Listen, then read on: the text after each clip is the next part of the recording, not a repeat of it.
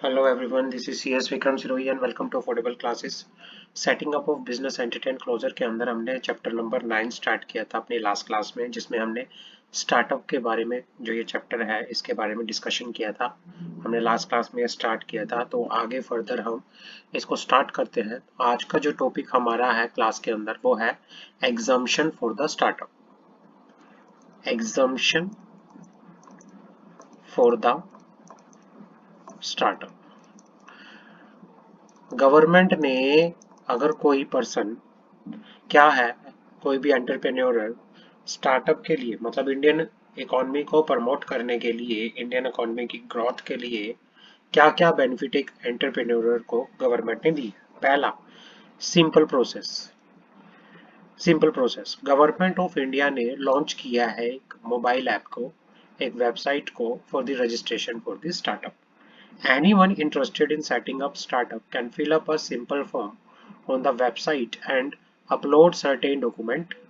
The entire process is completely online.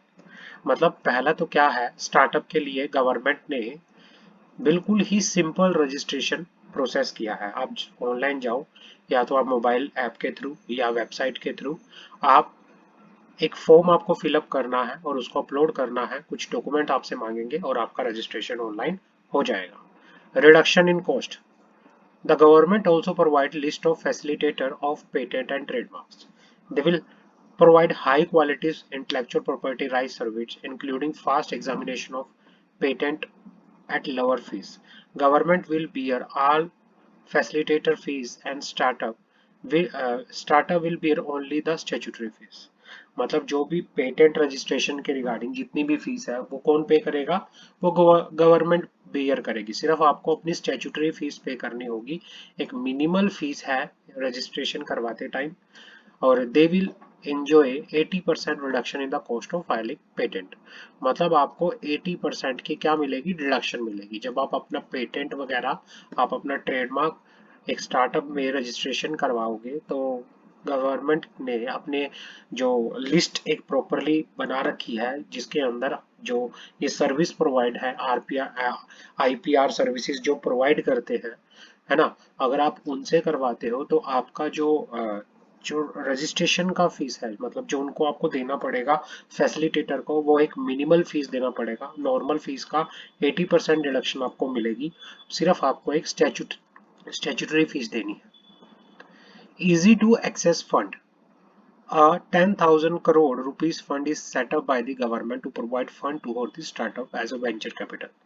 Government ने एक 1,000 करोड़ का वेंचर कैपिटल फंड बना रखा है, जो क्या करेगा, फंड्स प्रोवाइड करेगा स्टार्टअप्स को।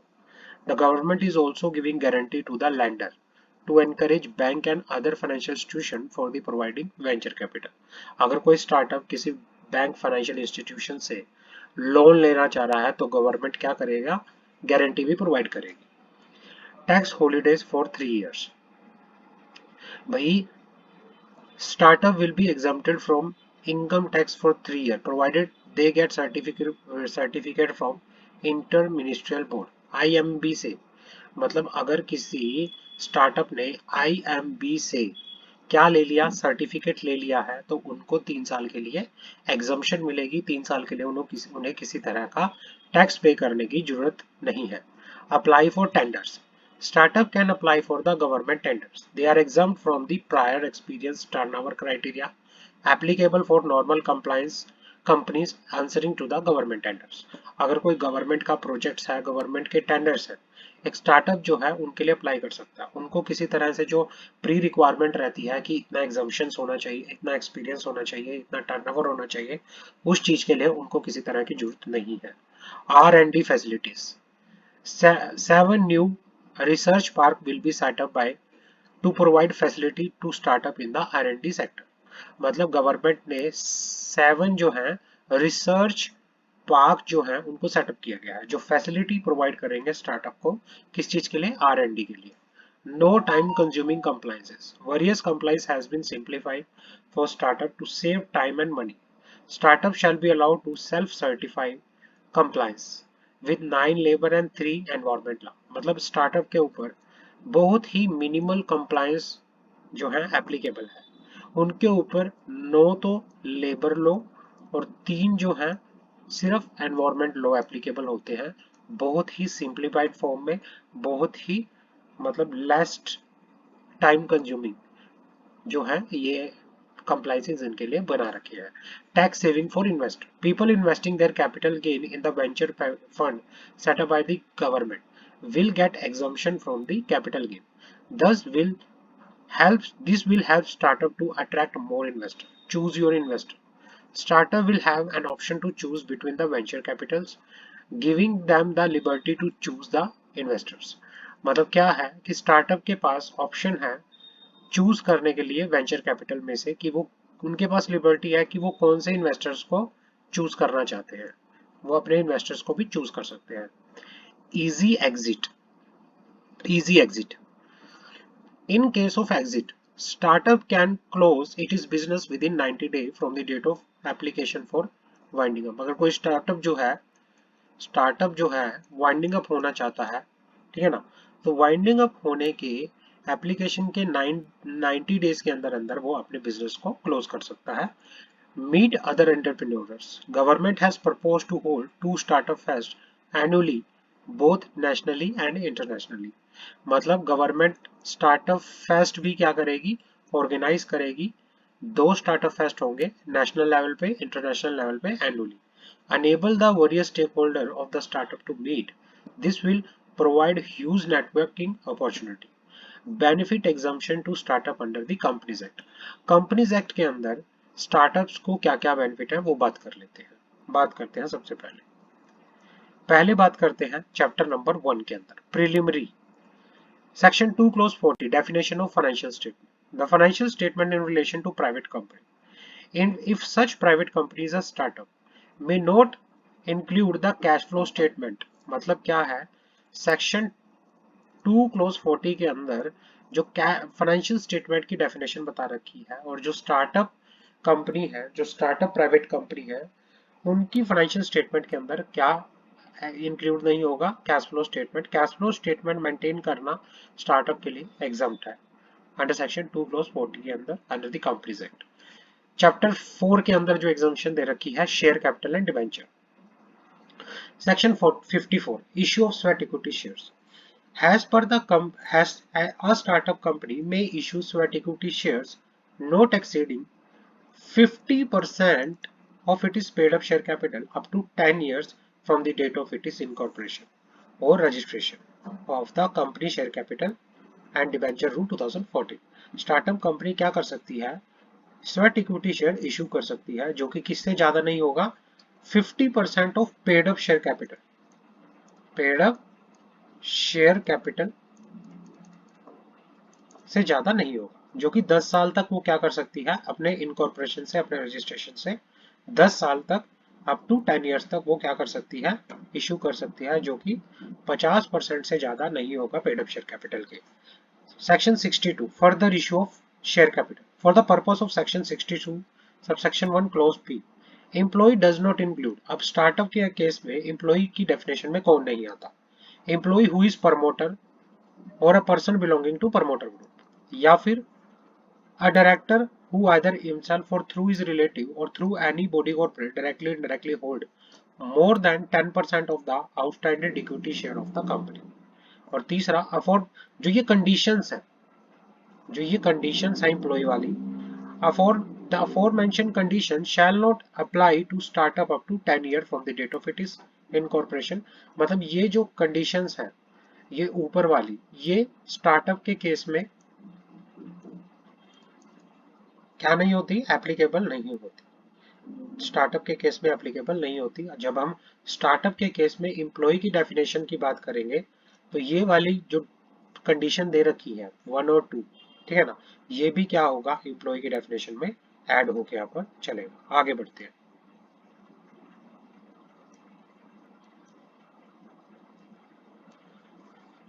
Chapter 5 acceptance of deposit by a company. Section 73 prohibition on acceptance of deposit from public.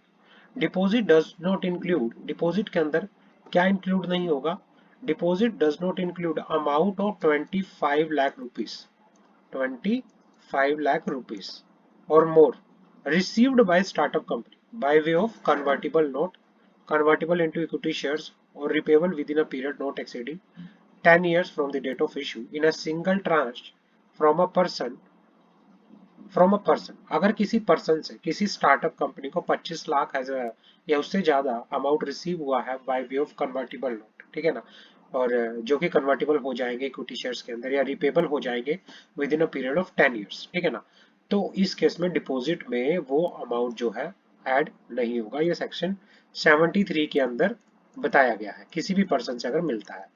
Section 73 prohibition of acceptance of deposit from public with under rules 3 of the company acceptance of deposit rule 2014, maximum limit in respect of deposit accepted from members shall not apply private company. जो maximum limit बता रखी है 60% of paid up share capital, sorry जो maximum limit बता रखी है वो कि भाई कितना मेंबर से ले सकता है, जैसे मेंबर से कोई भी कंपनी 25% से ज्यादा है ना नहीं ले सकती, ठीक है ना।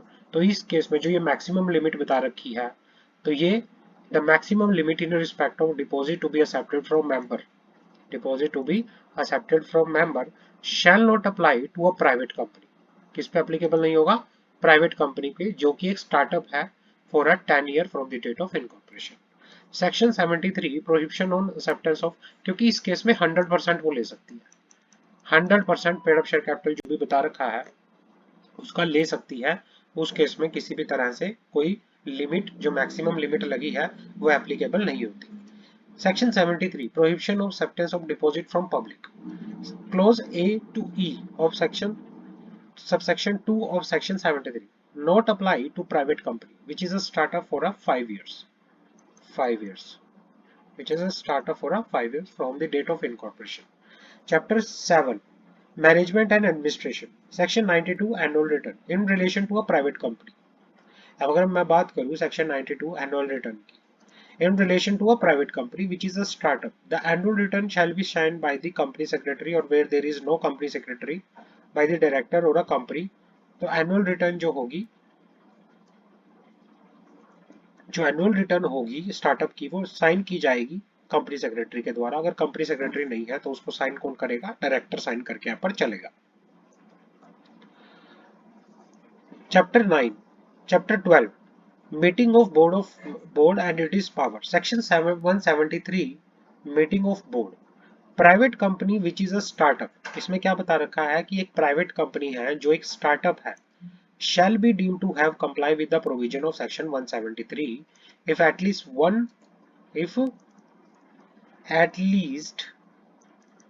one meeting of the board of director has been conducted in a half of the calendar year and the gap of between two meeting is not less than 90 days। मतलब क्या है? At least one meeting of the board of conduct, मतलब half year के अंदर कम से कम साल में 2 meeting तो होगी और हाफ ईयर के अंदर 1 मीटिंग होगी, और 2 मीटिंग के बीच का टाइम गैप जो होगा 90 डेज से कम नहीं होना चाहिए, not less than 90 days. Special courts section chapter जो है ये बता रखा है 28, चैप्टर 28 में स्पेशल कोर्ट की जो बात हो रही है, section 446 b lesser penalty for one person company or small company if a startup company is failed to comply with any of the provision of the Companies Act where penalty is payable, such company, its officer in default or any other person as the case may be shall be liable to a penalty which shall not be less than one half of the penalty specified in the provision subject to the maximum of 2 lakh in case of company and 1 lakh in case of officers in default who is in default और any other person as the case में भी। मतलब startup के case में जो normal penalty लगती है उसका कितना लगेगा? 50% ही लगेगा, 50% लगेगा। और मैक्सिमम टू मैक्सिमम कितना लगेगा? कंपनी के केस में 2 लाख और डिफॉल्ट अफसर इन डिफॉल्ट के केस में 1 लाख रुपए लग के यहाँ पर चलेगा। आगे बढ़ते हैं। Life cycle of a startup, startup का लाइफ साइकिल क्या होता है? Life cycle of a startup, तो यहाँ पे जो लाइफ साइकिल होता है स्टार्टअप का लाइफ साइकिल, स्टार्टअप का लाइफ साइकिल बात करते हैं। स्टेप, पहला step, step number 1, step number 1। Step number 1 की बात करते हैं। स्टेप नंबर के 1 के बाद आता है आइडिएशन एंड डेवलपमेंट। जो पहला स्टेप होता है स्टार्टअप का, आइडिया आता है, उसका डेवलपमेंट होती है। आइडिएशन एंड डेवलपमेंट, क्योंकि कोई भी चीज करने से पहले आइडिया आना बहुत जरूरी है। The first stage of startup is the first stage of startup life cycle is ideation, idea आना। It is categorized by the importance of testing feasibility of the product service offer. It is the stage that generating a variety of opinion to further assess a business model take procedure. Testing the potential viability of entrepreneurial business can help answer larger question about government and regulation, other adding factor as the business inches to the next step. Some overarching consider some overarching consideration of the ideation and development stage। मतलब क्या होता है कि सबसे पहले क्या होता है, आइडिया, आइडिया आना और उसकी डेवलपमेंट करना। कोई आइडिया आपको आया, आप उसके रिगार्डिंग कोई ओपिनियन अपना दोगे, उस पर फर्दर जो होगा असेस होगा, एक बिजनेस मॉडल को तैयार करोगे। उसके तैयार करने के बाद आप डिस्कशन करोगे गवर्नमेंट्स की या रूल्स की, रेगुलेशंस की, सारी चीज़ों को ध्यान में रखते हुए एक उसका डेवलपमेंट करोगे, बिजनेस मॉडल, उसको एक बिजनेस मॉडल के अंदर डेवलप उसको करोगे। उस आइडिया को बिजनेस मॉडल के अंदर क्या करोगे, डेवलप करोगे। तो फिर आप इसमें देखोगे कि आइडिया आया आपके पास और आपने उसको क्या किया, एक बिजनेस मॉडल के अंदर डेवलप किया। दूसरी स्टेज होती है validation. Once entrepreneur has evaluated feasibility of the idea, कि भाई क्या है, आपको एक आइडिया आया कि मुझे इस तरह से काम करना है, उस आइडिया को कैसे प्रैक्टिकल में लाया जाएगा वो चीजें आप देखोगे। कि भाई कैसे उस बिजनेस को, उस बिजनेस मॉडल को आपने अच्छे से इवेल्युएट कर लिया कि क्या ये मेरा आइडिया प्रैक्टिकली पॉसिबल हो सकता है या नहीं हो सकता।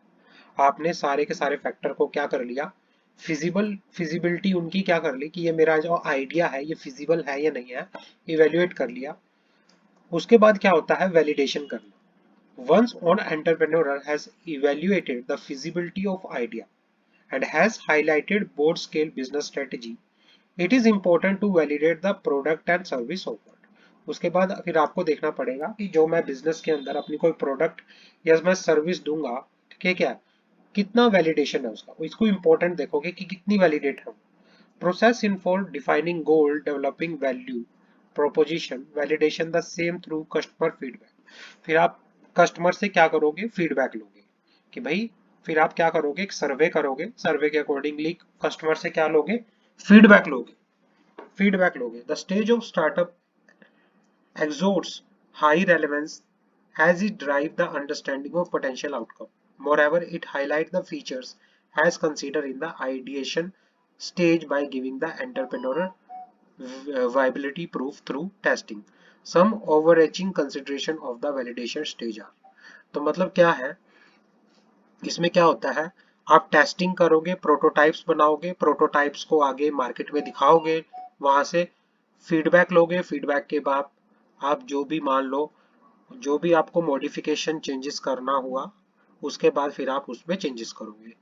कई बार आपने देखा होगा मार्केट में कोई गाड़ी लॉन्च होने से पहले उसका एक प्रोटोटाइप बनता है, जो कि किसी ट्रेड फेयर के अंदर या किसी फेस्ट के अंदर उसको दिखाया जाता है, उसको चेक किया जाता है, उसकी टेस्टिंग होती है। टेस्टिंग के बाद लोगों को कैसी लगी उसकी फीडबैक दी जाती है, उसके अंदर क्या चेंजेस आना चाहिए, वो भी सारे का सारा इस तरह से होके यहाँ पर चलता है। Stage 3, early traction. Early traction क्या होता है, this is the early traction stage that is set of target customer में test efficiency of the product service offered. मतलब क्या है, एक कस्टमर्स को टारगेट किया जाता है, उनके अंदर क्या किया जाता है, टेस्टिंग के लिए उन प्रोडक्ट को, सर्विस को भेजा जाता है। टेस्टिंग होती है कि कितने ये एफिशिएंट है, कितने नहीं है। प्रोडक्ट की वैलिडेशन को देखा जाता है, ठीक है ना।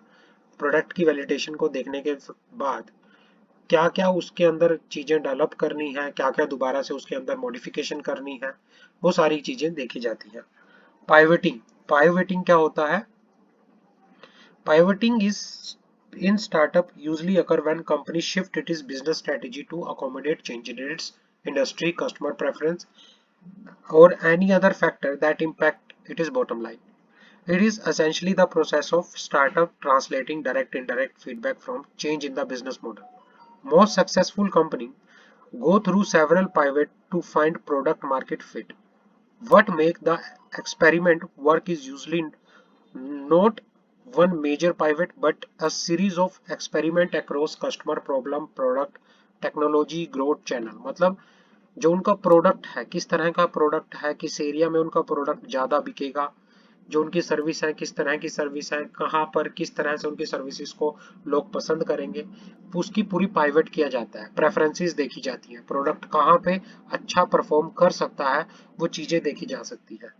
तो उन चीजों को भी पाइवट किया जाता है, और पाइवट करते टाइम किन किन चीजों को फोकस करना बहुत जरूरी है।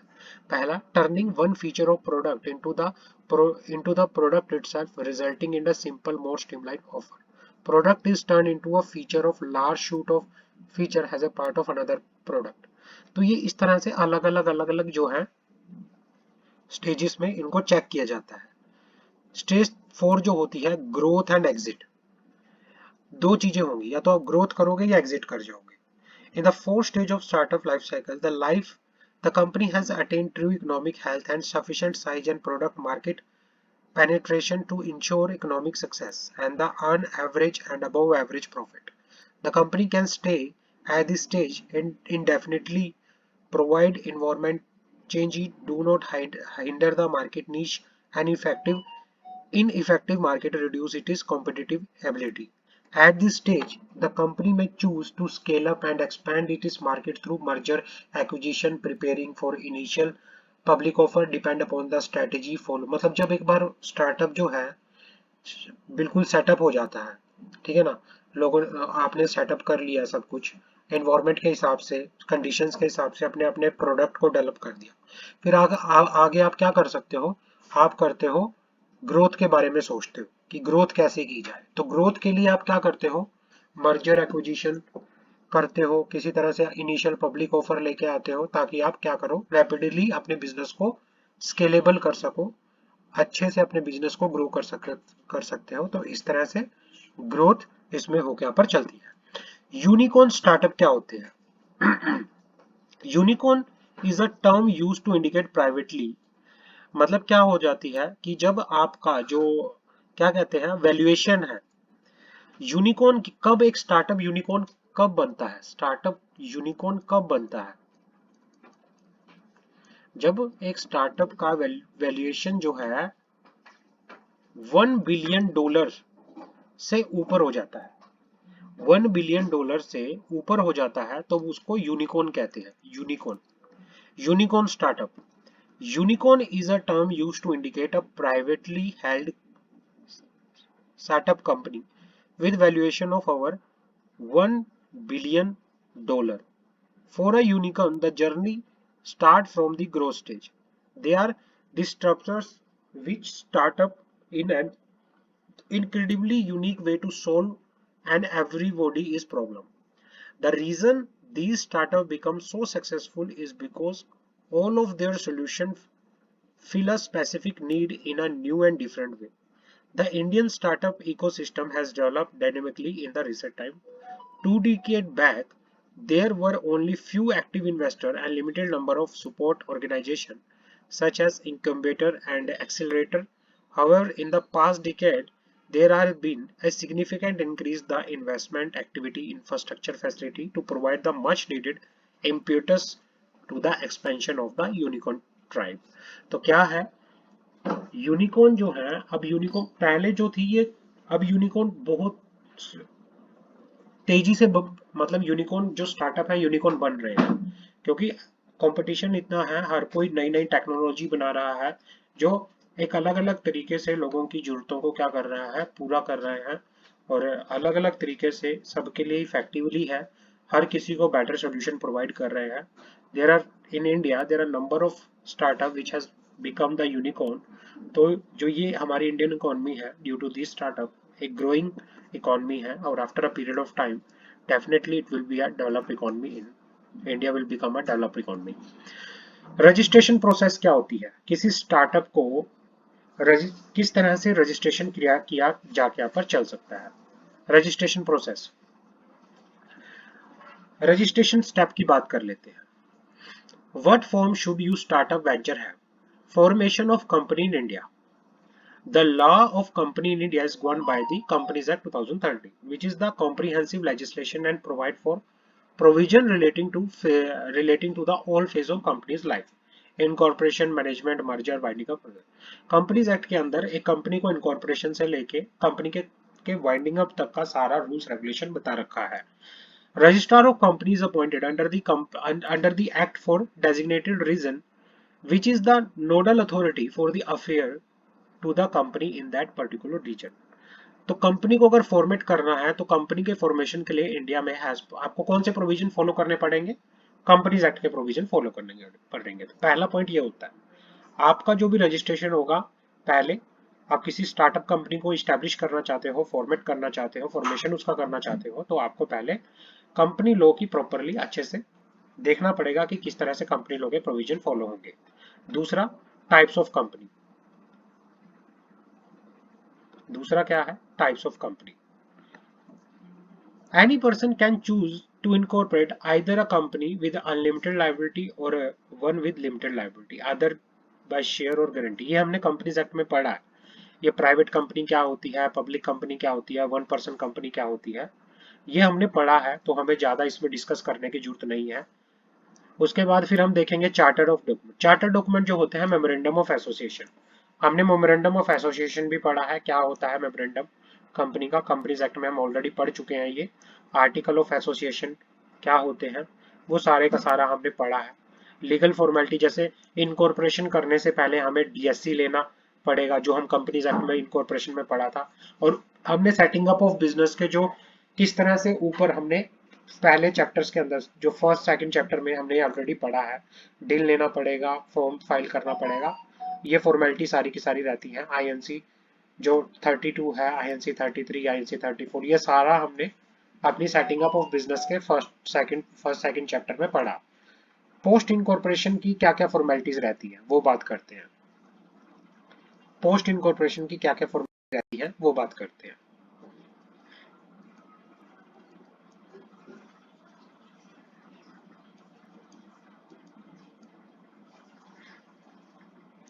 पोस्ट इनकॉर्पोरेशन फॉर्मेलिटी, जब एक बार आपका जो स्टार्टअप है, स्टार्टअप जब आपकी कंपनी जो है, आप एक बार आपको सर्टिफिकेट ऑफ रजिस्ट्रेशन मिल जाता है, तो आपकी कंपनी जो है एक सेपरेट लीगल एंटिटी बन जाती है, जिसमें हम करेक्टरिस्टिक के बारे में बात करेंगे। उसके बाद फिर आपको अलग अलग आपका पैन नंबर, आपका टैन नंबर, ठीक है ना, bank account opening, export import export code लेना पड़ता है आपको। ये सारा पोस्ट इनकॉर्पोरेट जो होती है फॉर्मेलिटीज होती है। आपको कंपनीज एक्ट के बाद में मीटिंग वीटिंग जो भी पोस्ट कंप्लाइंसेस होते हैं सारे के सारे फॉलो करने पड़ते हैं। तो रजिस्ट्रेशन का पूरा वही प्रोसेस है जो हमने कंपनीज एक्ट में पढ़ा है। रजिस्ट्रेशन किस तरह से कंपनी का किया जाता है, रजिस्ट्रेशन का क्या प्रोसेस होता है कंपनी को, तो ये मोस्ट इंपोर्टेंट है। मैंने इसको ब्रीफ में इसलिए बताया है क्योंकि ऑलरेडी हम लास्ट चैप्टर के अंदर जो हमने स्टार्टिंग ऑफ बिजनेस का फर्स्ट सेकंड चैप्टर जो भी था, सेकंड चैप्टर था आई थिंक, उसमें हमने पढ़ा है ये आराम से, तो इसको ज्यादा ब्रीफली पढ़ने की जरूरत नहीं है। आगे बढ़ते हैं।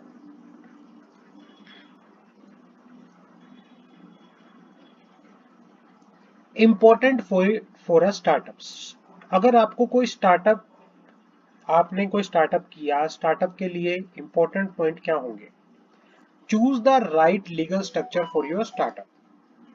भाई आपको एक लीगल स्ट्रक्चर जो है, एक राइट लीगल स्ट्रक्चर चूज करना है अपने स्टार्टअप के लिए। चूजिंग एक appropriate legal structure is one of the most crucial decision for any startup. The decision should be taken based on individual circumstances and a host of factors such as nature, sector of business operation, business trajectory, regulatory, tax consideration, cost of formation, ongoing administration, external capital requirement। हाँ, वही चीज है कि भाई आप जब अपना startup choose कर रहे होते हो कि मुझे किस तरह का स्टार्टअप करना है, आपको ये सारी चीजें ध्यान में रखनी पड़ेगी। आपको सबसे पहले देखना पड़ेगा कि किस नेचर का स्टार्टअप करना है, किस सेक्टर के अंदर बिजनेस करना है, क्या ऑपरेशन होंगे, क्या बिजनेस होगा, क्या रेगुलेशंस होंगे, क्या टैक्स का क्या कंसिडरेशन रहेगा, जब हम कॉस्ट फॉर्मेशन करेंगे तो कितनी कॉस्ट आएगी, एडमिनिस्ट्रेशन की कॉस्ट कितनी आएगी, एक्सटर्नल कैपिटल रिक्वायरमेंट कितनी रहेगी, फंडिंग कहाँ कहाँ से लेंगे, लीगल लाइबिलिटीज क्या क्या होंगी, स्टेक होल्डर्स कौन कौन होंगे, ओनरशिप कैसी रहेगी, मैनेजमेंट किस तरह से होगी, ये सारा जो है आपको चूज करना पड़ेगा। Choose the right legal structure of your startup. दूसरा, registration and business license. Registration of and business license. Post incorporation of business entity in India some necessary registration are required. हमने ऊपर भी बात की थी, आपको जब एक बार कंपनी आपने रजिस्ट्रेशन करा लेते हो आपको उसके बाद क्या क्या रजिस्ट्रेशन की जरूरत रहेगी। आपको जीएसटीएन नंबर चाहिए, आपको ईपीएफओ नंबर चाहिए, आपको जो भी है, मतलब आप किस तरह से इनको करोगे। एजाइल फॉर्म होता है, एजाइल फॉर्म के अंदर आप अलग अलग सर्विसेज अवेल कर सकते हो। जैसे कोई भी कंपनी जब इनकॉर्पोरेशन करा रही होती है तो इनकॉर्पोरेशन के साथ साथ वो अपना GST number, pan number, tan number और अपना ईपीएफओ, ईएसआईसी नंबर, है ना, ये सारे का सारा अपना क्या कर सकती है, बैंक अकाउंट ओपन करा सकती है, प्रोफेशनल टैक्स रजिस्ट्रेशन करा सकती है, शॉप इस्टेब्लिशमेंट में रजिस्ट्रेशन, ये सारे का सारा आपका जब आप एक कंपनी रजिस्ट्रेशन के टाइम पे ही ये सारे का सारा अपना क्या करा सकती है, रजिस्टर करा सकती है। आपको अलग से कराने की जरूरत नहीं है। जब स्टार्टअप की किसी स्टार्टअप कंपनी के लिए आप रजिस्ट्रेशन करोगे, जब आप स्पाइस प्लस फॉर्म फिल करोगे तो स्पाइस प्लस फॉर्म के अंदर ही आप ये सारे का सारा सर्विसेज जो है, जो पोस्ट रजिस्ट्रेशन और लाइसेंस की जरूरत होती है किसी बिजनेस के अंदर, साथ के साथ आप अपना क्या कर सकते हो, रजिस्ट्रेशन करा सकते हो। उसके बाद क्या है, intellectual property protection. Intellectual property rights is very important asset class for the startup. Developing and protecting intellectual property with a proper registration can help startup gain competitive advantages. It is essential to obtain trademark registration for the business name, trade name under the Trademark Registration Act. Registration of trademark, registration of a company or a business in India does not itself give protection against other who might commence using identical or similar marks. Trademark search should be conducted before deciding on the business name, trade name to prevent any issue in future, including potential infringement. All intellectual property, including trademark, copyright, design, trade secret, जितने भी मतलब क्या है, अगर आपको कोई startup करना है तो स्टार्टअप को रजिस्ट्रेशन करवाने से पहले, अपनी कंपनी को रजिस्ट्रेशन कराने से पहले आपको ये चेक करना पड़ेगा कि जो लोगो डिजाइन, जो नाम मैं यूज कर रहा हूं कि क्या वो ऑलरेडी रजिस्टर है या नहीं है।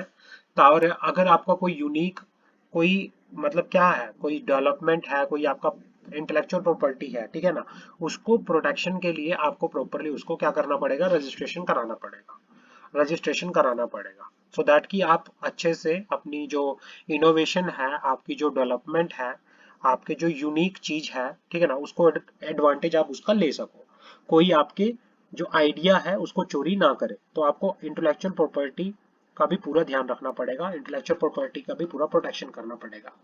Point number 4, founder equity split and wasting. Founder equity should be splitted among founder based on the nature of role play for each founder along their name, effort, capital contribution to the startup। मतलब क्या है, किसी startup के अंदर 4-5 founder है, हर एक founder की अपनी एक प्रॉपरली क्या होनी चाहिए, आइडेंटिटी होनी चाहिए, हर एक फाउंडर का रोल होना चाहिए, रोल के अकॉर्डिंगली उनके जो क्या है, कंट्रीब्यूशन भी प्रॉपरली क्या होना चाहिए, उनकी इक्विटी भी क्या होनी चाहिए, स्प्लिट होनी चाहिए प्रॉपरली, ठीक है ना। फाउंडर इक्विटी शुड भी क्या होना चाहिए, स्प्लिट होनी चाहिए अमंग दी फाउंडर। और वो किस पे बेस होगी, उनके टाइम पे, उनके एफर्ट्स पे, उनके कैपिटल कंट्रीब्यूशन पे।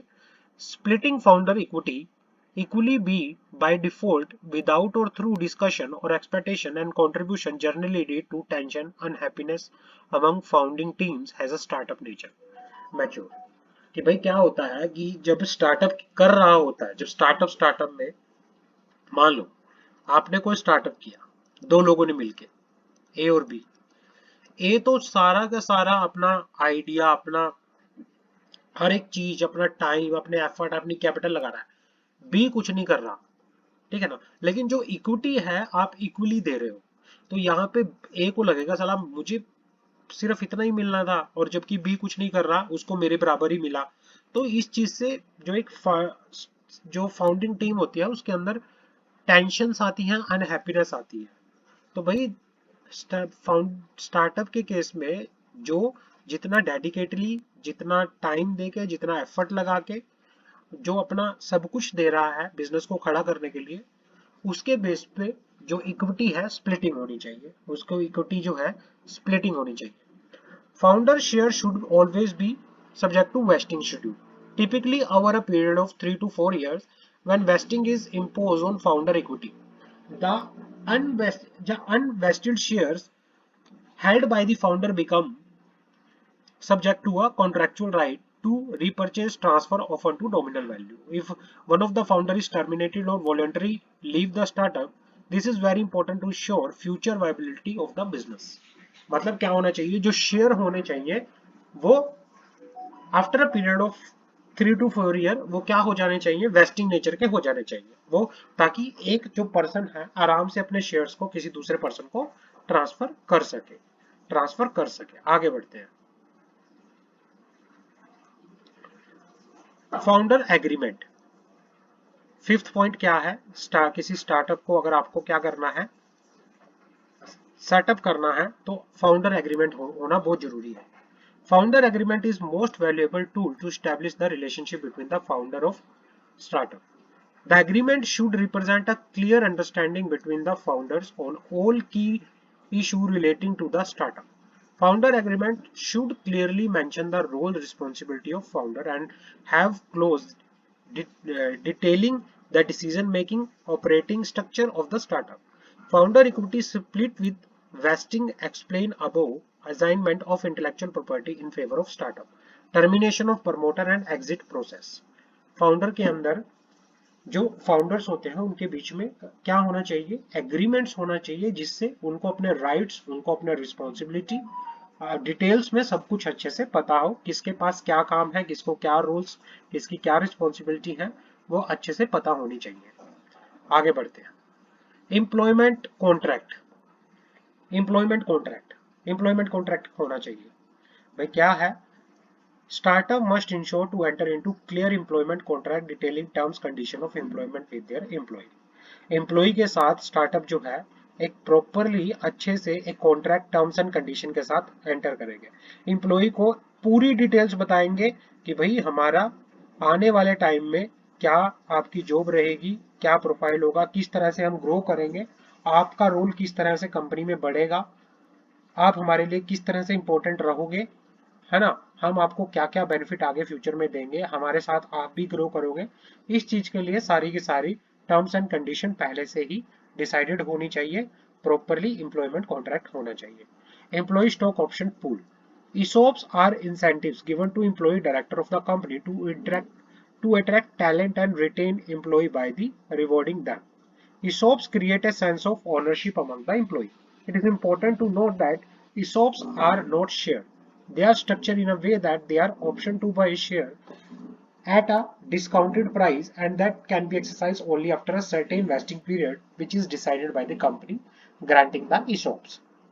ESOPs मतलब एक incentives भी कंपनी अपने एम्प्लॉय को देगी, ये भी ध्यान रखना चाहिए। Third party agreement, prior to entering into third party agreement and while negotiating the term, it is advisable to execute a non-NDA, non-disclosure agreement.